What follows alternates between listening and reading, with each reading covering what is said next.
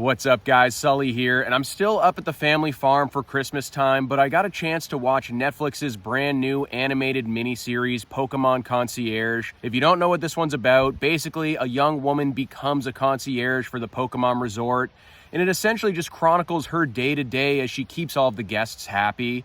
Now, obviously, this is a series that is definitely geared towards a younger audience, but growing up, I was absolutely obsessed with this franchise, so I was looking forward to seeing what they were going to cook up. My first birthday party that I actually remember was spent seeing Pokémon the first movie in theaters.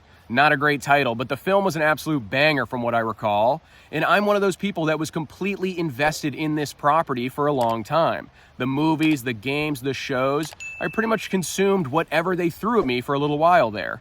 And this show takes the franchise in a completely new direction. There are no battles, no training sessions, no tournaments. These Pokemon are just straight up chilling on vacation without a care in the world. This is very clearly what I like to call a vibes show. There's not much of a plot to follow, and it's pretty much designed to be television comfort food. Like, this is basically what would happen if all hell didn't break loose on Jurassic Park, but instead of dinosaurs, it was Pokemon. Or if the video game Animal Crossing was turned into a television series. Nothing too insightful or world-changing in here, but it's a decently enjoyable little slice of life experience. One great thing about this series is that it's a quick rip. You can pretty much get through the entire thing in about an hour, so there's obviously not really that much for you to sink your teeth into or judge, but there's also not enough time for them to screw anything up too badly or make any missteps.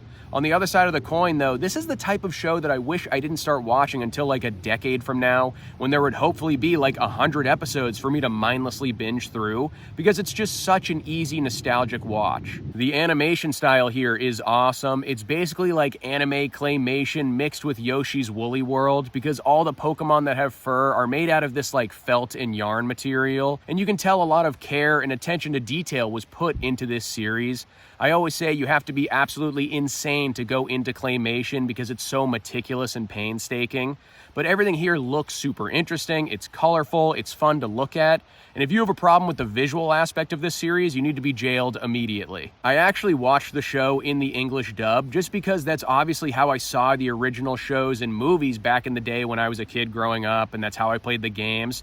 And that's kind of like an unofficial rule I have for some reason. Everything Pokemon and Dragon Ball in English, and then Japanese for all other animes. I'm just weird like that, I don't know. But the voice cast here is solid. They're not really given anything too challenging to work with, but they get the job done. But getting to the actual Pokemon aspect of the show, I think any fan of the franchise will be happy to see the variety of Pokemon they decided to include. There's a bunch of them from the original stuff back in the 90s, but there's some newer ones too, and seeing them all interact is obviously a massive highlight of the series. More importantly, I'm just happy to see my boy Psyduck take center stage this time around.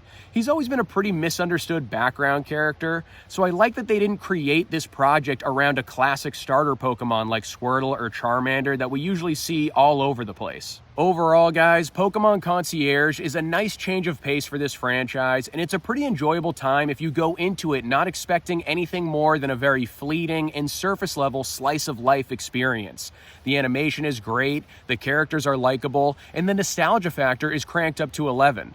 I wish there was more to sink my teeth into and that our stay at the Pokémon Resort was a bit longer, but this show pretty much accomplishes what it sets out to do. I might need to pull out my Game Boy Color after this. Pokémon Concierge gets a Sully score of 3.5 stars.